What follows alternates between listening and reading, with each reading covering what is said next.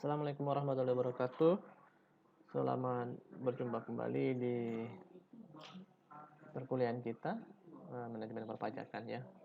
Topik kali ini yaitu strategi bagaimana kita merencanakan pajak untuk mengefisiensikan beban pajak khususnya PPh pasal 21. Oke, kita langsung ke pembahasan ya. Dari sisi pemberi kerja atau perusahaan wajib memungut PPh pasal 21 bagi karyawan tetap ataupun pegawai tetap dan tidak tetap atas pembayaran gaji atau honor ya. Nah, jadi dalam hal ini pajak yang dibayarkan oleh perusahaan atas penghasilan karyawan atau gaji itu di beberapa perusahaan realnya atau kenyataannya ada yang dipotong langsung dari karyawannya, dari gaji karyawan. Ada yang perusahaan menanggung atau membayari atau membayarkan pajak yang terulang karyawan itu ditanggung, atau perusahaan memberikan fasilitas pajak penghasilan. Kemudian ada juga perusahaan itu dia mencoba bagaimana gaji itu sudah termasuk pajak. Gaji yang dibayarkan sudah termasuk pajak. Nah, istilah-istilah itu disebut atau lebih dikenal dengan metode pemotongan pajak PPh 21 dengan metode net. Kedua, metode gross atau gross method. Yang ketiga atau metode gross up. Ya.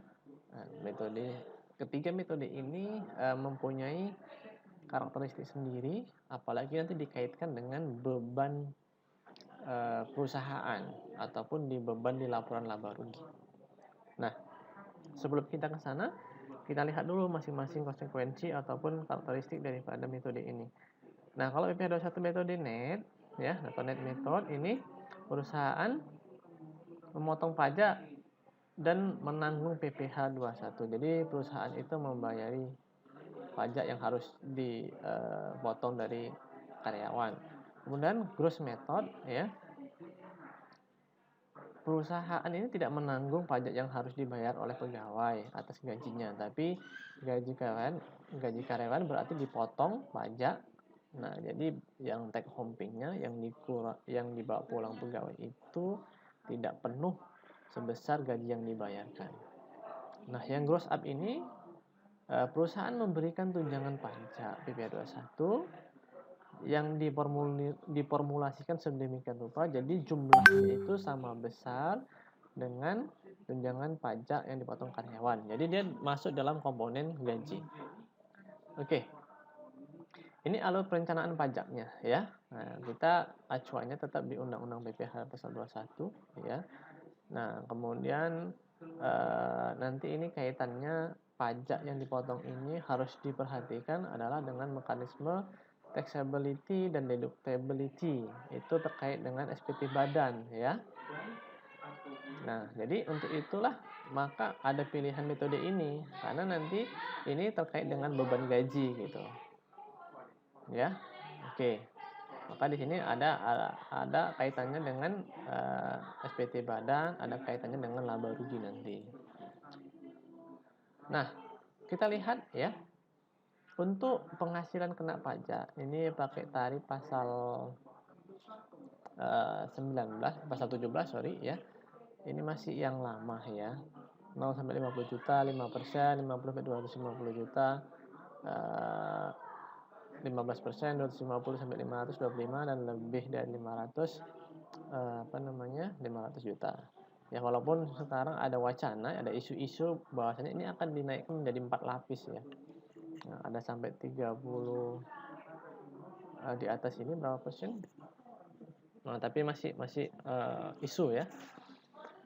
Nah, untuk itu ini untuk menghitung gross up tadi ada ketentuan rumusnya ini ya, 1/95. Ini nanti bisa dicari rumusnya ini di YouTube, di buku ya, di Google ya, di buku juga ada. Oke, langsung kita ke perhitungannya ya. Kita lihat ini contoh ya. Jadi kalau mau buat perhitungan metode gross up, pertama kita hitung dulu secara seperti biasa ya. Kita mau melihat seberapa besar pajak PP21-nya. Nah, ini contoh gajinya ya, gaji setahun, kemudian tunjangan dan sebagainya.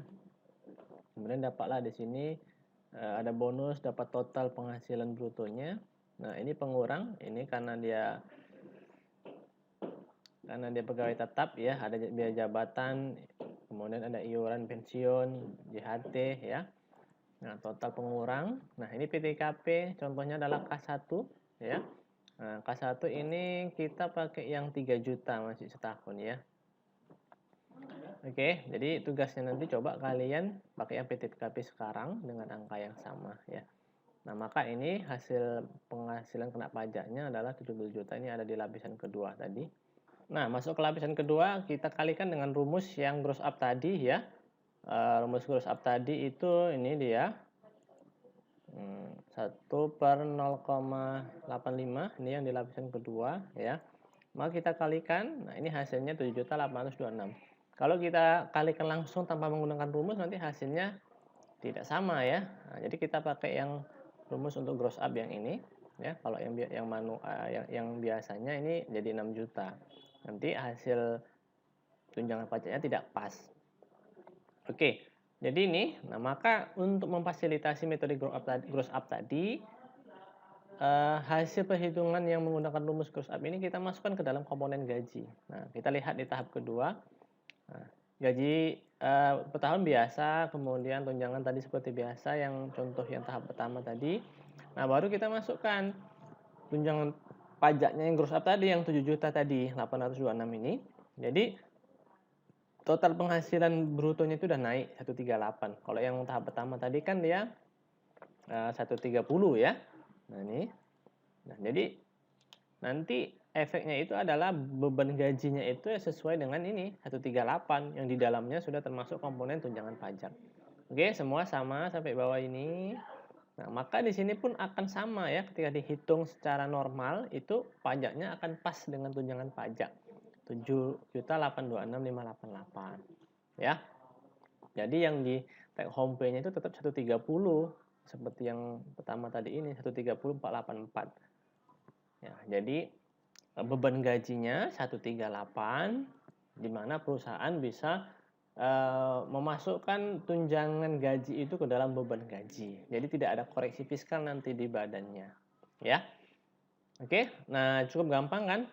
Nah, selanjutnya kita lihat di hasil daripada perhitungan ini. Nah, kita membandingkan ini kalau metode gross method ditanggung karyawan ya. Ini metode kalau perusahaan yang nanggung, kemudian metode yang gross up. Kita lihat dampak di laba ruginya dan pajak yang harus ditanggung perusahaan nanti ya. Ini kita lihat ya pajaknya kalau di tunjangan pajak kalau di gross up ini ada 7 juta, tapi kalau yang metode net dan metode gross itu tidak ada ya, karena semua ditanggung perusahaan atau ditanggung karyawan. Oke. Nah, kita lihat di dampak di laporan laba ruginya. Nah, kalau di laba rugi ada penjualan dan seterusnya beban. Nah, dia di sini pengaruhnya di beban. Ya. Nah, di beban, ini gaji, THR dan bonus. Nah, di sini tunjangan pajak tidak ada ya. Nah, jadi karena kalau pakai gross up itu dia bisa dimasukkan ke dalam komponen gaji nanti ini yang 138 nanti. Otomatis di bawahnya ini laba bersih sebelum pajaknya itu dia lebih turun ya kalau yang menggunakan metode gross up. Karena dia ini tidak kena koreksi kalau dimasukkan tunjangan pajak ke dalam komponen gaji. Jadi pajaknya pun akan lebih kecil ya 132 dibanding yang metode net dan metode gross. Oke, cukup gampang ya untuk metode manajemen pajak untuk PPh pasal 21. Nah, sebagusnya kalau memang mau memberikan fasilitas ditanggung karyawan itu menggunakan metode gross up supaya tunjangan pajak itu bisa menjadi deductible expense, bisa menjadi pengurang beban ya ke dalam komponen gaji. Ya, coba tugasnya adalah perhitungan tadi ini perhitungan ini coba ganti ke PTKP yang Sekarang ya, PTKP sekarang itu 4.500.000. Kalau saya ini kan menggunakan PTKP yang masih 3 juta. Oke, cukup sekian dari saya. Silahkan tugasnya nanti di WA atau di email, dikumpul ya. Jika ada yang mau ditanyakan, silahkan ditanyakan di grup kita. Terima kasih, sampai ketemu kembali di pertemuan berikutnya.